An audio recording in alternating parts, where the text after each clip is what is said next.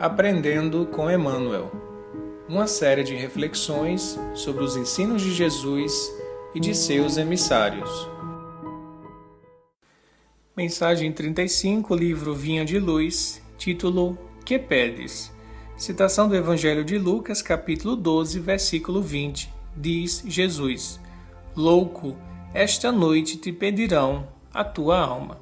Nessa mensagem 35 do livro Vinha de Luz, Emmanuel vai refletir sobre uma passagem do Evangelho onde nós encontramos uma figura que era muito apegada aos bens materiais e que pensava apenas em acumular os tesouros que a matéria proporciona. E então Emmanuel vai lançar uma indagação a cada um de nós: que pedes a vida, amigo?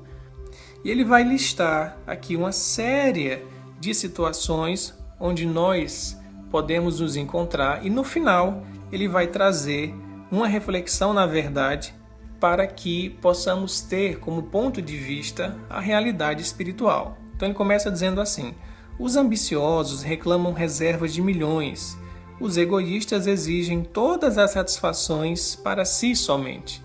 É o que nós mais vemos no mundo, o nosso egoísmo ainda reinando em nosso interior como um grande déspota que, a despeito do sofrimento alheio, demanda mais e mais satisfações, mais e mais prazeres e mais conquistas. É aquilo que nos separa da vivência coletiva de colaboração. Nós ainda nos digladiamos no regime de competição porque queremos que o nosso nome prevaleça, que o nome da nossa família prevaleça, que o nome da nossa nação prevaleça, enfim, um grupo em específico, em detrimento da coletividade e do bem comum. Os arbitrários solicitam atenção exclusiva aos caprichos que lhes são próprios. Os vaidosos reclamam louvores. Quantos de nós vivemos a vida inteira em busca de sermos reconhecidos, de sermos louvados, de sermos tidos em alta conta, de sermos aplaudidos e de termos o nosso ego inflado pelas bajulações do mundo? É isso que muitas pessoas pedem da vida e focam a existência nesse tipo de situação como se ela fosse trazer uma felicidade permanente. Os invejosos exigem compensações que lhes não cabem. Os despeitados solicitam considerações indébitas. Os ociosos pedem prosperidade sem esforço.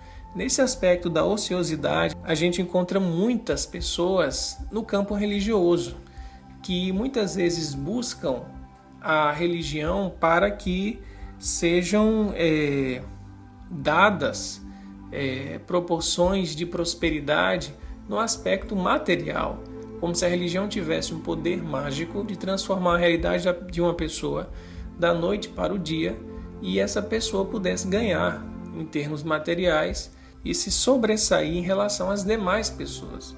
Então, ociosos religiosos, infelizmente, ainda existem muitos no nosso mundo e que buscam a religião como uma muleta, como uma tábua de salvação, como uma ponte para adquirirem algum bem pessoal, não compreendendo a função da religião como sendo essa conexão maior com Deus e a conexão com os outros seres da natureza pela fraternidade. Os tolos, diz Emmanuel, reclamam divertimento sem preocupação de serviço. Também tem muito a ver com ociosidade, né? A pessoa querer viver a vida inteira em diversões, ou como a gente fala hoje com a juventude, curtindo a vida sem maiores deveres de responsabilidades de trabalho e de serviço. Como se a vida fosse um grande parque de diversões e a gente tivesse aqui apenas uma colônia de férias para desfrutar do que a matéria pode nos proporcionar enquanto prazer sensorial. Os revoltados reclamam direitos sem deveres. Os extravagantes exigem saúde sem cuidados. Os impacientes aguardam realizações sem bases. Nós muitas vezes não construímos, num processo lento e gradual, a nossa caminhada estruturada nas leis de Deus e ficamos impacientes quando os resultados não aparecem. Ora, se eu não estou semeando, se eu não estou buscando fazer aquilo que me cabe, eu não posso esperar resultados imediatos.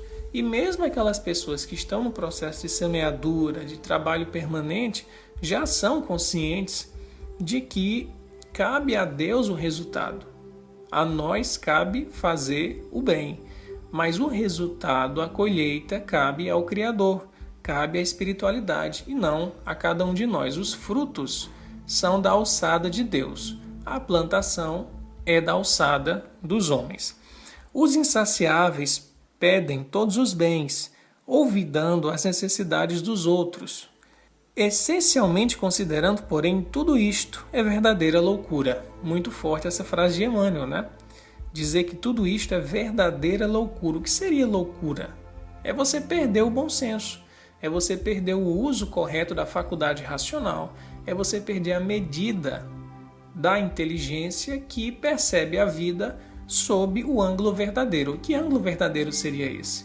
O do comedimento, o do viver com o necessário, como dá prova os próprios animais, que vivem segundo a lei natural, não têm ambições, não têm desejos de posse, não têm cobiça, não têm inveja, não têm essas paixões más que nós carregamos e vivem em harmonia com a lei sem prejudicar nenhum outro ser.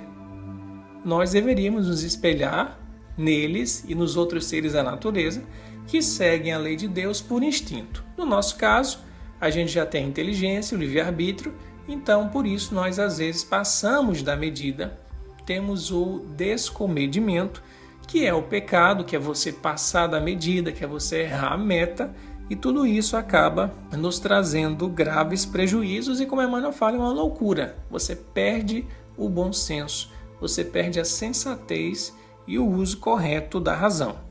Emmanuel ainda diz que tudo isso é fantasia do coração que se atirou exclusivamente à posse efêmera das coisas mutáveis, ou seja, é se agarrar àquilo que vai perecer. Isso é uma loucura. É como eu querer saciar minha sede tomando água salgada. Eu nunca vou saciar minha sede assim, porque a água salgada em si já carrega uma substância que vai causar a sede.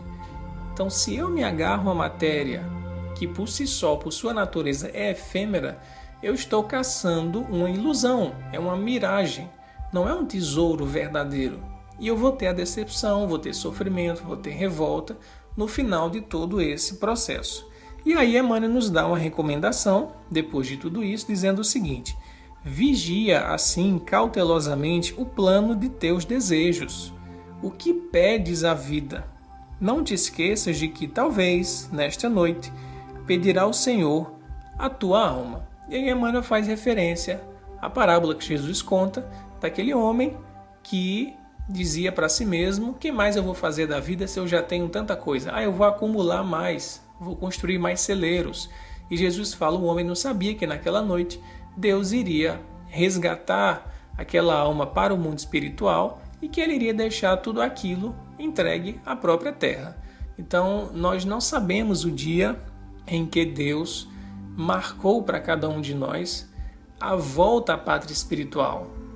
E, por isso, nós devemos, com a consciência da imortalidade, focar os nossos desejos, os nossos pedidos à vida nos valores permanentes do coração, que é o que nós iremos carregar. Amontoando celeiros materiais, não importa a quantidade de espaço, não importa a quantidade de objetos, nada disso vai garantir a felicidade do espírito na pátria espiritual, porque o nosso grande tesouro é o nosso coração purificado e o sentimento de amor que já palpita em cada um de nós.